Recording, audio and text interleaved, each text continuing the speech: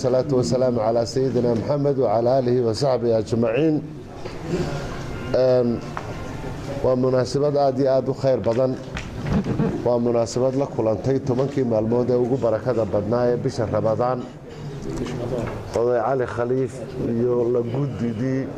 لبدا الدناع حوشن سو الدين مدد الدورة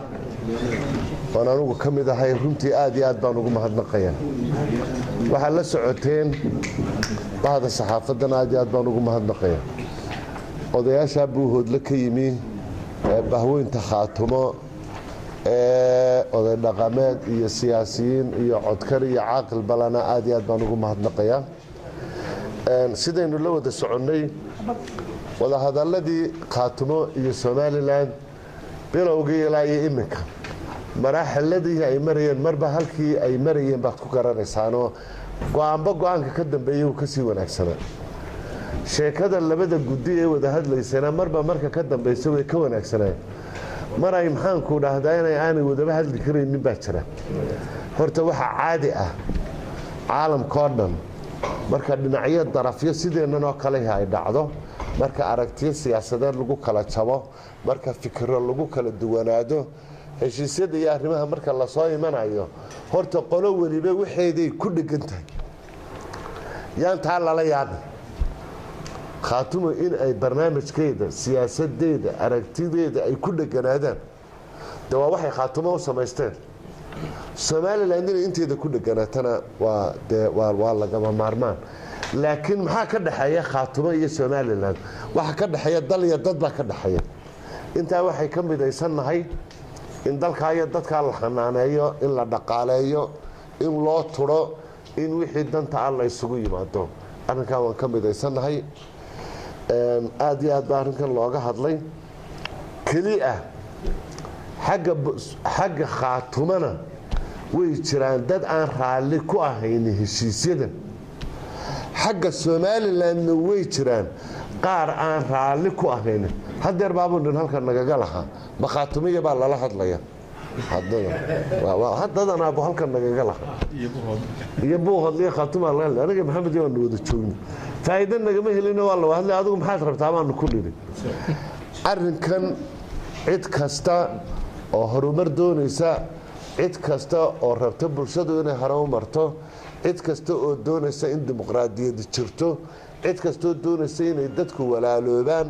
lagama maarmaan waxa ah in barnaamijkan lagu shaqeeyo in barnaamijkan la taageero hadda maxamed sheekh waa runtiisa aniga isagu isku dagaan baanu nahay intan imika halkan joogta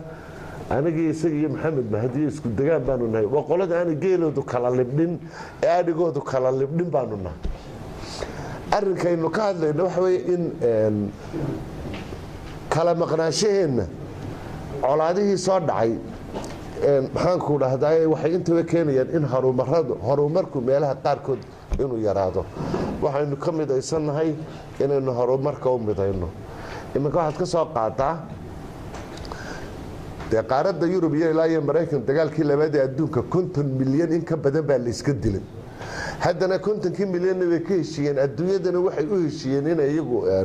dhagaha qabtaan oo nin walba qadaadka qabtaan aanan la taatiba dabadood la qabay aad baan ugu mahadnaqayaa cali khaliif professorka iyo guddigii khaatumo oo nala shaqaynaysay aad baan ugu mahadnaqayaa rar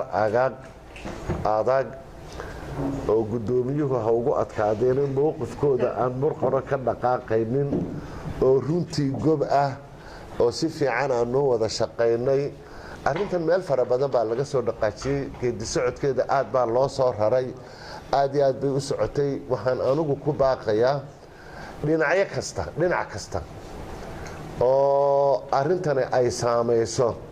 deegaamada ay odayaashan ka socdaan iyo kuwa kalaba in aynu arrintan sidaynu dhannahay aynu u bambaanino saxaafadda waxaynu u baahannahay arrintan inay qayb ka qaadataan oo qayb ka geysataan oo mararka qaarkood waa ku talax tagtaane in nabadeynteeda iyo waxeeda lagu talax tago insha Allah mala shirarka ka dambeysana buuhoodliyo meelahaas aynu isla tagi madaxweyne adiga iyo qolada wafdiga aad iyo aad baan ugu mahadnaqaynaa. Asalaamu calaykum waraxmatullaahi wabarakaatu.